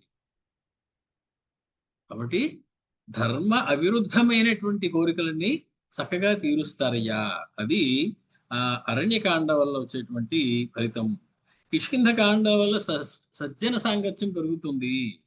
అలాగే స్వామి భక్తి పెరుగుతుంది. అంటే మనం ఏ సంస్థలో పనిచేస్తున్నామో లేదా ఎవరి కింద పనిచేస్తున్నామో వారి మీద చక్కటి భక్తి, మన యొక్క పరిపూర్ణమైనటువంటి కృషి చేసి వారికి మనం తీసుకుంటున్న సొమ్ముకి తగినంత ఫలితం వారికి చేకూర్చాలనేటువంటి కోరిక పెరుగుతుంది కిష్కింధకాండ చదివితే. సుందరకాండ పారాయణలో గొప్ప గొప్ప పనులన్నీ కూడా సులువుగా సిద్ధించిపోతుంటాయ్యా. కారాగారం నుంచి విడుదల కలుగుతుంది అని చెప్పి సుందరకాండ పారాయణ మహాత్మ్యాన్ని కూడా మనకి చెప్పడం జరిగింది. అలాగా ఎలా చదవాలండి? 550 పైచిలకు సర్గల 7 కాండల 24,000 శ్లోకాల ఎప్పటికి చదువుతాం? ఎంత చదవాలి రోజుకి? ఎప్పుడు చదువుతుంది? దినే దినే సప్త సర్గాన్ తస్య కాండస్య యో నరః పఠేద్ భక్త్యా తు కాకుత్స్థం హృది కృత్వా నమస్య చ తస్య జన్మాంతరశతైః సంచితస్యాపి పాప్మనః నాశం కుర్యాత్ సుప్రసన్నో రామో విష్ణుః సనాతనః. సప్తకాండ పారాయణ పద్ధతి అని ఒకటి ఉందయ్యా. రోజుకి 7 సర్గలు చదవండి. 1 నుంచి 7 దాకా మొదటి రోజు, 8 నుంచి 15 దాకా రెండో రోజు, అలాగా ఏదో పెట్టుకుని సప్తకాండ పారాయణము అది చెయ్యండి. అందులో కూడా ఉత్తరకాండని వదిలేయద్దు అని చెప్తున్నారు. మళ్ళీ శ్రీమద్ ఉత్తరకాండస్య పఠనాత్ భక్తితో నరః జీవన్ముక్తః స విజ్ఞేయో రాఘవస్య ప్రసాదతః. రామాయణం ఏ పుస్తకం కొనుక్కోవాలండి? అది రకరకాలు ఉంటుంది. బాగా అందంగా అట్టాది బాగుండదు మంచిది ఏదైనా చెప్పండి అంటే అలా కాదట. ఏ పుస్తకం కొన్నా పర్వాలేదయ్యా, సంస్కృత భాషలో ఉన్నది కొనుక్కుంటే అది దైవంతో సమానం. నువ్వు రాముడికి విగ్రహాన్ని పెట్టి పూజ చేస్తే ఎంతో, ఈ రామాయణం పుస్తకం మీద రోజు ఒక పువ్వు పెట్టినా అంతే, అదే ఫలితం. రాముడు అందులో ఉంటాడు రామాయణ పుస్తకంలో, భాగవతంలో కృష్ణుడు ఉంటాడు భాగవతం పుస్తకంలో. ఏషాం గృహేషు తిష్టేత శ్రీరామాయణ పుస్తకం యక్ష రక్ష పిశాచాద్యాః భియా ధావంతి తద్గృహాత్. ఎవరింట్లో అయితే రామాయణ పుస్తకం పెట్టుకుంటారో, రోజు ఒకసారి చేసి దాని మీద ఒక పువ్వు పెట్టి నమస్కరిస్తారో, వాళ్ళ ఇంట్లో యక్ష రక్షక పిశాచాలన్నీ కూడా పారిపోతాయి అని చెప్పి ఆ పుస్తకాన్ని ఎవరైతే సాధారణంగా పూజిస్తారో వారికి దేవతలందరూ కూడా స్వయంగా అనుగ్రహిస్తారయ్యా అని చెప్పి చెప్తూ ఉన్నారు. ఇంకొక అందమైనటువంటి పారాయణ విధి పునర్వసు పారాయణ గురించి చెప్పారు. రామాయణాన్ని పునర్వసు పారాయణగా చదవాలండి. పునర్వసు పారాయణ అంటే పునర్వసు నక్షత్రం వచ్చిన రోజున మొదలడ్డాం, మధ్యలో ఒక పునర్వసు నక్షత్రం వస్తుంది, తర్వాత ఇంకో పునర్వసు నక్షత్రం వచ్చినప్పుడు ఆపేయడం. అంటే 3 పునర్వసులు వెళ్తాయి. ఒక పునర్వసుకి మధ్యలో మొత్తం 3 పునర్వసులు ఉన్న సమయంలో చదివేటువంటి వ్యవహారం. సంపూర్ణస్యాపి షట్కాండ సంహితస్య విధానతః పునర్వసౌ సమారంభః సంపూర్తిశ్చ పునర్వసౌ. పునర్వస నక్షత్రాల్లో మొదలెట్టి పునర్వస నక్షత్రంలోనే మళ్ళీ పూర్తి చేసేయడం అనేటువంటిది ఒక రకమైన ఉందయ్యా. ఉత్తమస్తు దశ సర్గాస్తు. ఉత్తమ మధ్యమ అధములు ఉంటాయి కదా, రోజుకి 10 సర్గలు చదువుకుని వెళ్ళిపోవడం రామాయణానికి ఉత్తమం. ఉత్తమం దశ సర్గాస్తు మధ్యమం సర్గ పంచమం. రోజుకి 5 సర్గలు చదవడం, అంతకన్నా సమయం లేకపోతే అది మధ్యమం. అధమంతు త్రయస్సర్గాః. రోజుకి 3 సర్గలే చదవడం అధము. ఏకసర్గో అధమాధమః. రోజుకి 1 సర్గే చదువుతానండి, అధమాధమం. అంతకన్నా ఇంకా దిగజారడానికి ఏమి లేదు. 10 సర్గలు చదవడానికి ప్రయత్నం చేయాలి, అది ఉత్తమం. 5 సర్గలు చదివితే మధ్యము, 3 సర్గలు చదివితే అధము, 1 సర్గ చదివితే అధమాధము. ఈ సర్గలు చదివేటప్పుడు కూడా ఎలా చదవాలి? నా సర్గ మధ్యే విరమేత్. సర్గ పూర్తి అవ్వకుండా మధ్యలో పుస్తకం మూసేసి లేవడానికి లేదు, సర్గ పూర్తి చేసాక లేవాలి. ఏది దైవాద్విరమ్యతే పునస్తదాదిమారభ్య పఠేత్ నియమపూర్వకం. పప్పలేదండి, సర్గ మధ్యలో లేచితే గానీ వీలైన పరిస్థితి వచ్చింది అంటావా? అక్కడ ఆనవాలు పెట్టుకుని వెళ్ళి మర్నాడు పొద్దున్న ఆ సర్గ మొదటి నుంచి మళ్ళీ చదువు. ఎక్కడ వదిలేసావో అక్కడి నుంచి కాకుండా మళ్ళీ నీకు అదే ఫలితం వస్తుంది అని చెప్పి దాని యొక్క ఫలితాన్ని గురించి కూడా మనకి చెప్తూ ఉంది. చదివేటప్పుడు ఎలా చదవాలట రామాయణాన్ని? తద్గ్రంథస్య పురస్తాతు కోపి నాసీత సర్వదా. చదువుతున్నప్పుడు దాని ఎదురుగుండా మార్గంలో ఇటుపక్క జనం అటుపక్క జనం కూర్చుంటారు, మధ్య మార్గం ఖాళీగా వదిలిపెట్టేయాలి. ఎవ్వరు కూడా మధ్య మార్గంలో కూర్చోడానికి లేదు. అంటే చెబుతున్న వాడికి ఎదురుగా చదువుతున్న వాడికైనా సరే, చెప్పేవాడికే కాదు. రామాయణస్య పఠనం యదారభ్యేత క్వచిత్ తద్గ్రంథస్య పురస్తాతు కోపి నాసీత సర్వదా. ఎందుకని? ఎందుకండి? ఎవరు అడ్డం ఉంటే ఏమవుతుందండి? ఇప్పుడు శృణోతి తత్ర హ్యాసీనో హనుమాన్ రాఘవీం కథా. చెప్పేవాడికి ఎదురుగుండా హనుమస్వామి కూర్చుంటాడయా, నువ్వు కూర్చుంటే ఆయన మధ్యలో చెప్పేవాడికి మధ్యలో వస్తావని మా భయం, ఆ హనుమస్వామిని ఇబ్బంది పెడతామని మా భయం. కాబట్టి చెప్పేవాడికి ఎదురుగుండా మొత్తం ఖాళీగా వదిలేమన్నారు ఆ చివరి దాకా, ఎంత పెద్ద హాల్ అయినా సరే. చదివేటప్పుడు కూడా అలాగే నీ ముందు ఇంకోటి ఎవడు లేకుండా చూసుకుని దేవుడు రామచంద్రుడికి మధ్య నీకు మధ్యలో ఇంకో మనిషి ఎవడు అడ్డంగా కూర్చొని నడుస్తూ తిరుగుతూ కబుర్లు చెప్తూ ఉండేలా ఉంటే ఆ చదవడం కుదరదయ్యా, అలా వద్దయ్యా అని చెప్పి చెప్తాం. ఇంకా ఆచార్యుడికి సన్మానం ఏమిటి? చెప్పిన వాడికి, మనకి ఉపదేశం చేసిన వాడికి ఏం చేయాలి, విన్నవాడికి ఏం చేయాలి, వాడు ఎటువంటి సన్మానానికి అర్హుడు అవుతాడు, ఇవన్నీ కూడా వివరంగా రాశారు మనకి ఈ స్కంద ఉప పురాణంలో. మొత్తానికి ఇవన్నీ కూడా మనం తెలుసుకోవాల్సినటువంటి అవసరం ఉంది. నేను టూకీగానే చెప్తున్నాను, కారణం మరీ ఎక్కువ లోతుల్లోకి వెళ్ళేంత సమయము లేదు, అవసరం కూడా లేదు. నిజంగా రామాయణ మహాత్మ్యం ఏమిటో తెలిసి చదివినా, రామాయణ మహత్యం నాకు ఎప్పుడు తెలియదండి అని చదివినా ఫలితం ఒకలాగే ఉంటుంది. రామాయణం తెలుసుకుని చదవాలి. రామాయణ మహాత్మ్యం యొక్క అర్థం తెలుసుకోకపోయినా పెద్ద నష్టమే లేదు. నిప్పులో చెయ్యి పెట్టి నిప్పని తెలిసి పెట్టినా నిప్పని తెలియక ముట్టుకున్నా కాలుతుంది. కాబట్టి రామాయణ మహత్యం తెలిసినా తెలియకపోయినా రామాయణాన్ని చదివితే దాని యొక్క పరిపూర్ణమైనటువంటి లాభం ఉంటుంది సుమా అని చెప్పి మనకి అనేకమైనటువంటి ఇతర పురాణాల్లో కూడా చెప్తూ ఉన్నారు. అనేక పురాణాల నుంచి మనం తీసుకుని మాట్లాడుకుంటూ ఉన్నాం. ఇంకో ప్రశ్న కూడా అడిగారు ఇందులో, శ్రీ రామాయణ వేదస్య కామ్య పాఠ కథం విధ. ఎంతసేపు మోక్షం కావాలంటే రామాయణం, మోక్షం కావాలంటే రామాయణం అంటున్నారే, మా అమ్మాయికి పెళ్లి అవటం లేదు, లేదా నాకు రావాల్సిన ప్రమోషన్ ఆగిపోయింది, లేదా నాకు రావాల్సిన అప్పులేవో తీరటం లేదు, ఏం చేయమంటారు? రామాయణం ఉపయోగపడదా నాకు? అనకయ్యా బాబు, ఏ కోరిక కావలసిన రామాయణం తీర్చగలదు. దానికి కామ్య పాఠము అంటారు. కోరికతో చదివేటువంటి తప్పు లేదు.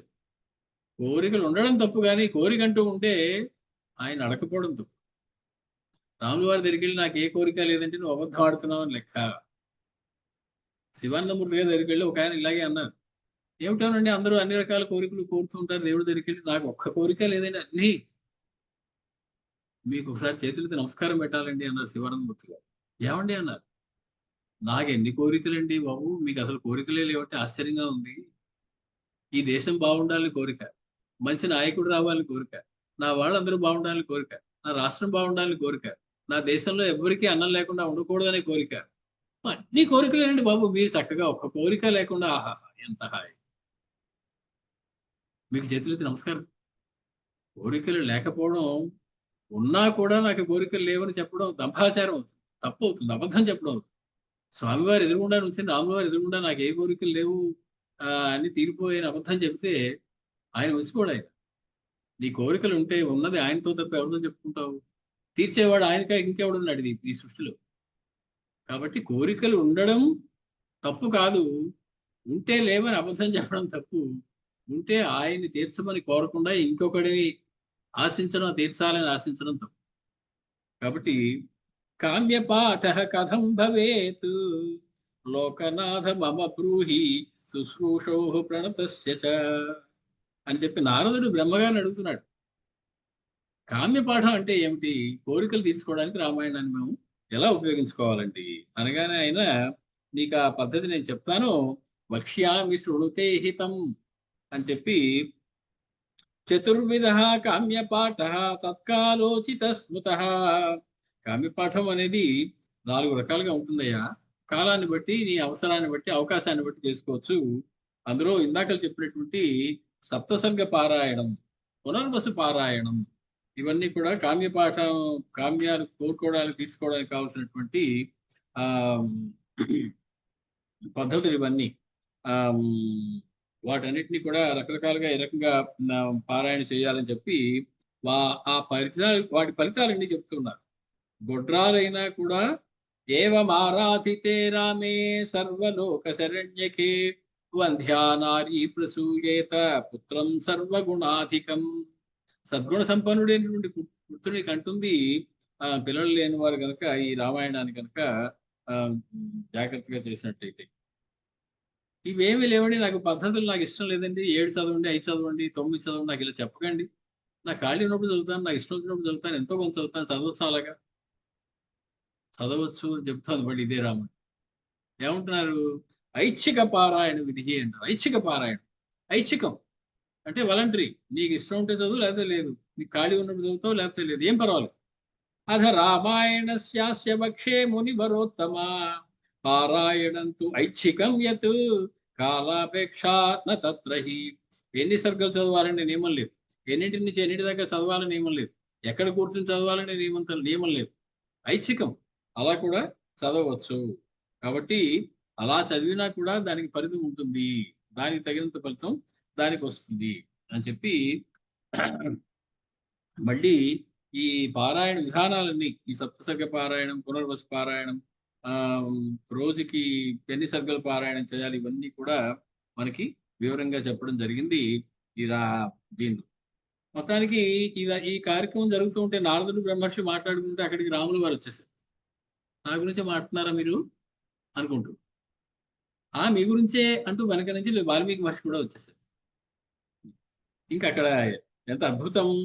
శిష్యులందరితోటి వాల్మీకి మహర్షి చేశారు, రామచంద్రుడు చేశారు, బ్రహ్మగారు అక్కడే ఉన్నారు, నారదుడు అక్కడే ఉన్నారు, వాళ్ళందరూ కూడా మాట్లాడుకుంటూ ఉన్నారు. అక్కడ అద్భుతమైనటువంటి రకరకములైనటువంటి రామాయణ పారాయణ రహస్యాలన్నీ కూడా అందులో చెప్పడం జరిగింది. అందులో ధర్మరాజు కూడా పునర్వసు పారాయణ చేశాడు భారతంలో అనేటువంటి విషయాన్ని కూడా మనకి ఈ పురాణం చెబుతూ ఉన్నది. అరణ్యవాసం చేస్తున్న సమయంలో ధర్మరాజు పునర్వసు పారాయణ చేశారు రామాయణ అని చెప్పి. మొత్తానికి 9 రోజుల్లో పారాయణ చేసే విధానం కూడా మనకి రామాయణం గురించి చెప్పడం జరిగింది. ఇలా అనేకమైనటువంటి రామాయణాలు చెప్పారు. వాయు పురాణం అని ఇంకో పురాణం, అది ఆ వాయు పురాణంలో అందులోనే మళ్ళీ ఉమా సంహిత అనే దానిలో మళ్ళీ పార్వతీదేవి శివుడు మాట్లాడుకుంటూ ఉన్నారు. అథ భక్ష్యామి గిరిజే, ఓ గిరిజే, ఓ పార్వతి, నేను నీతో మాట్లాడతాను, ఏ ఏ ఘట్టములు చదివితే ఏ ఏ కోరికలు తీరుతాయో నేను నీకు చెప్తాను అని చెప్పి శివుడు ఉమా సంహితలో పార్వతీదేవితో చెప్తున్నటువంటి ఫలితాలు, ఏ కోరికకి ఏ పారాయణ చేయాలి, ఏ సర్గ చదివితే ఏ కోరిక తీరుతుంది అని చెప్పి. ఉదాహరణకి ఇంట్లో ఎవరికైనా మనశ్శాంతి లేకుండా పిచ్చి పెట్టినట్టుంటే, ఉన్మాద స్థితి వస్తే సుందరకాండ 13వ సర్గని ప్రతిరోజు ఉదయం చదవండి అయ్యా, ఇది శివుడు చెప్తున్నాడు పార్వతి. అలాగా ఒక్కొక్కటి. మోక్షం కావాలనుకుంటున్నావా, అరణ్యకాండలో 65 నుంచి 68వ సర్గ వరకు చదువు. అంటే ఏమిటి? జటాయువు గురించి. అరణ్యకాండలో జటాయు వృత్తాంతం చదివితే మీకు మోక్షం వచ్చేస్తుంది. అది అలాగా ఒక్కొక్కటి. అనేక దుఃఖాలు వచ్చినప్పుడు నువ్వు సీతా ఆంజనేయ సంవాదం అంటే యుద్ధకాండలో 116వ సర్గ దగ్గర ఉన్నది, దాన్ని చదువు అని చెప్పి కారాగారంలో పడేవారు సీతమ్మని పల్లకీలో రాముల వారి దగ్గర తీసుకొస్తారు. విభీషణుడు యుద్ధం అంతా అయిపోయి 117వ సర్గ, ఆ సర్గ చదివితే కారాగారం నుంచి విముక్తి కలుగుతుంది అని చెప్పి రకరకాలుగా చెప్తూ ఉన్నారు. అలాగే నైవేద్యాలు కూడా చెప్పారు. చదివినప్పుడల్లా ప్రతిసారి ఏ సర్గ చదివినప్పుడు ఏ రకమైనటువంటి నైవేద్యం పెట్టాలి. అలాగే మనకి ఉండేటువంటి నవగ్రహ దోషాలు, రాహు దోషము, కుజ దోషము, వీటన్నిటికీ కూడా ఏ రకమైనటువంటి పని చేస్తే, పారాయణ చేస్తే కుజ దోషానికి ఏం చేయాలి, రాహు దోషానికి ఏం చేయాలి, రాహుదశ అంతర్దశ దోషాలకి ఏం చేయాలి, ఇవన్నీ కూడా మనకి ఫలానా సర్గం చదువు, ఫలానా సర్గం చదువుకో, ఈ సర్గ చదువు అని చెప్పి ఒకదానికి ఒక సర్గని నిర్దేశించారు. అలాగే గురు దశలో ఉన్నటువంటి దోషాలు పోవడానికి. అలాగే ఈ నివేదనను కూడా మనం చెప్పాము, దానికి అన్నీ నేను చెప్పను కానీ కొన్ని ప్రారంభం రోజుని ఏమిటి నైవేద్యం పెట్టాలి. రామాయణస్య ప్రారంభే నారికేళత్రయం శుభం స్వయం తు పతితం వృక్షా సమమాస్ఫోట్య చార్పయేత్. మొదటి రోజున 3 కొబ్బరికాయలు కొట్టి పాయటండి అయ్యా నైవేద్యం. కొబ్బరికాయలు అంటే ఎలా కొట్టాలి? కరెక్ట్గా 2గా విడిగా చక్కగా విరిగేలా కొట్టి పెట్టమంటున్నారు. సమం ఆస్ఫోట్య, వంకర టింకరగా అక్కడ ముక్క ఇక్కడ ముక్క పడిపోయేలా కొట్టకండి అయ్యా. అది ఖచ్చితంగా 2గా విడిగేలాగా 3 పెద్ద కొబ్బరికాయలు, అప్పుడే చెట్టుకి నుంచి రాలి పడిన కొబ్బరికాయలు కూడా కాదు. అలాంటిది మొదటి రోజుని 3 కొబ్బరికాయలు నైవేద్యం పెట్టండి. శ్రీరామ జననే, రాముడు జనించిన రోజు, రాముడి ఆవిర్భావ ఘట్టం చెప్పుకున్నప్పుడు పటిక బెల్లము, పంచదార, సొంఠి పొడి, పాలు, పంచదార కలిపినటువంటి పాలు నైవేద్యం పెట్టండి. సీతా కళ్యాణం, నేతితో తయారు చేసినటువంటి భక్ష్య భోజ్యాదుల్ని నివేదన చేయండి. అదే అన్ని చెప్పడం లేదు, కొన్ని చెప్తున్నాను. పాదుకా బట్ట అభిషేకం, ఈ సమయంలో దానిమ్మ పండు, పనస పండు, అరటి పండ్లు నివేదన చేయాలి అని చెప్పి మనకు చెప్తున్నారు. జటాయు మోక్షం వచ్చినటువంటి అరణ్యకాండలో తేనె, ద్రాక్ష పండ్లని కూడా నైవేద్యం పెట్టండి అని చెప్తున్నారు. హనుమంతుడు సముద్రాన్ని దాటినటువంటి సుందరకాండ మొదటి సర్గలు, అది అవ్వగానే ఆ దధ్యోధనము వెన్నతో చేసినటువంటి నైవేద్యం ఏదైనా పెట్టాలి. ఆ హనుమంతుడు సీతా దర్శనం చేసిన సర్గ చదివినప్పుడు పులిహార, తాంబూలము, ఈ రెండింటినీ కూడా నివేదన చేయాలి అని చెప్పి రకరకాలు. ఆదిత్య హృదయం చదివినప్పుడు నేతితో కూడినటువంటి చక్కెర పొంగలి, లేత కొబ్బరి బోండాలి, చెరుకు గడల్ని నివేదన చేయండి. రావణస్య వధే సద్య, రావణ వధ అప్పుడు ఏం చేస్తావు? పక్వాన్ వాసిత సర్పిషి పంచాశదవరాన్ దద్యాత్ గుడాపూపాన్ సమోదకాన్, బాగా పండినటువంటి 50 కన్నా తక్కువ కానటువంటి, బాగా వండినటువంటి 50 కన్నా తక్కువ కానటువంటి అప్పములు, లడ్డూలు నైవేద్యం పెట్టాలి రావణ వధనాడు అని చెప్పి. ఇలా చేస్తే రామచంద్రుడు సంతోషిస్తాడు. ఏవం కృతే రఘుపతి సర్వదైవ ప్రసీదతి, దదాతి కాంక్షితానర్థాన్ అంతేచ పరమాంగతిం, చివరిలో మనకి కావలసినటువంటి మోక్షాన్ని కూడా ఇచ్చేస్తారయ్యా అని చెప్పి చెప్పారు.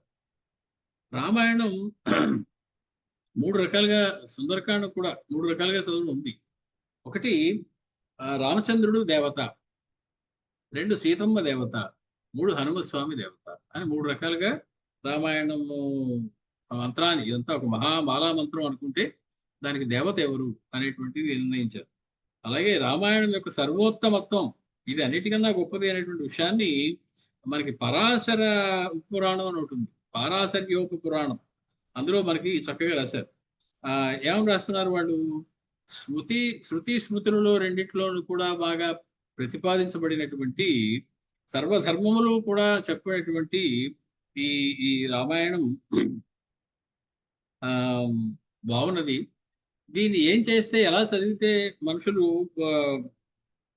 చతుర్విధ పురుషార్థాలు పొందుతారు అంటే, ఆ ఋషులందరికీ పరాశర మహర్షి చెప్తున్నట్లుగా మనకి అందులో చెప్పింది. అందులో కొన్ని చిన్న అందమైనటువంటి మాటలు కూడా చెప్పింది. రామాయణం పరం శాస్త్రం, మంత్రో రామాయణం మహాన్, రామాయణం పరం ప్రాప్యం, ధనం రామాయణం పరం. రామాయణమే ధనము, రామాయణమే మంత్రము, రామాయణమే శాస్త్రము. అంటే నువ్వు శాస్త్రంలా చూస్తే రామాయణంలో నీకు ఎన్నో శాస్త్ర విషయాలు గోచరిస్తాయి. మంత్రం అనుకుని దాన్ని మననం చేసుకుంటే పరమాత్మ దగ్గరికి చేరుతావు.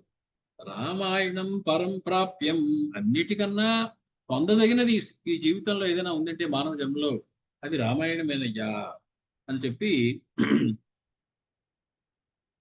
దీన్ని పాడేవాళ్ళు పాడుకోవచ్చు, చదివేవాళ్ళు చదువుకోవచ్చు, చెప్పేవాళ్ళు చెప్పొచ్చు, వినేవాళ్ళు వినొచ్చు, రాసేవాళ్ళు రాయొచ్చు. ఎన్ని రకాల సౌలభ్యం మనకు, అన్ని కళలు మనకు ఉండవు కదా.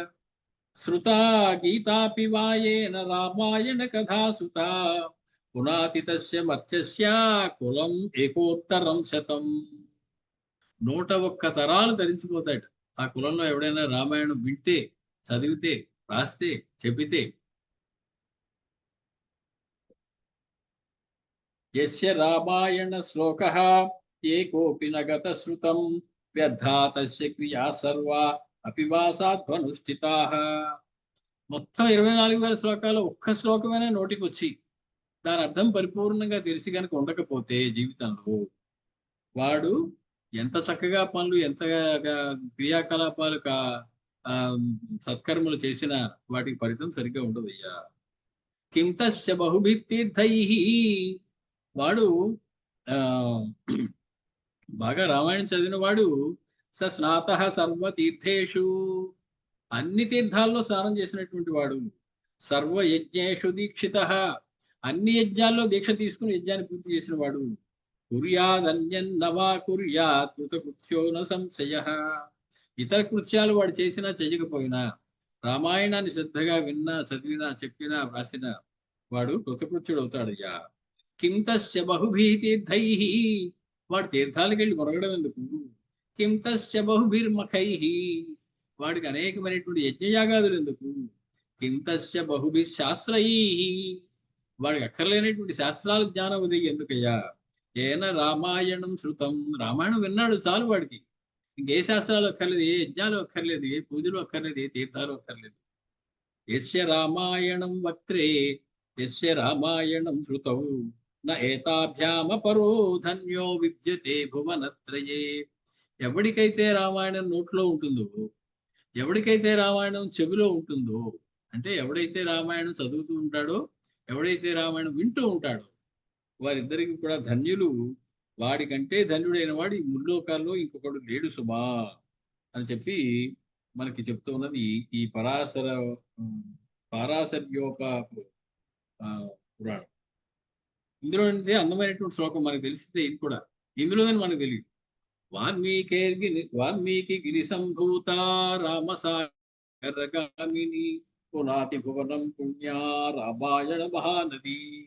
అది అలాగే ఇందాలు చెప్పుకున్నటువంటి ఎక్కర్ణాంజలి సంపుటైరహరః సమ్యక్ విభత్స్యాధరాత్ వాల్మీకేర్వదనారవిందగళితం రామాయణాఖ్యం మధు అనేటువంటి శ్లోకం కూడా మనకి ఈ పారాశర్యోప పురాణం నుంచి తీసుకోబడినటువంటి శ్లోకం.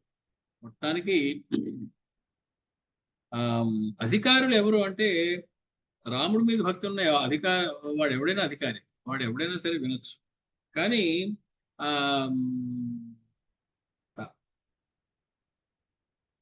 స్త్రీలకు కానీ ఇతర కులాల వారు కానీ వినకూడదు అనేటువంటి మాట తప్పు అని చెప్తూ ఉన్నారు.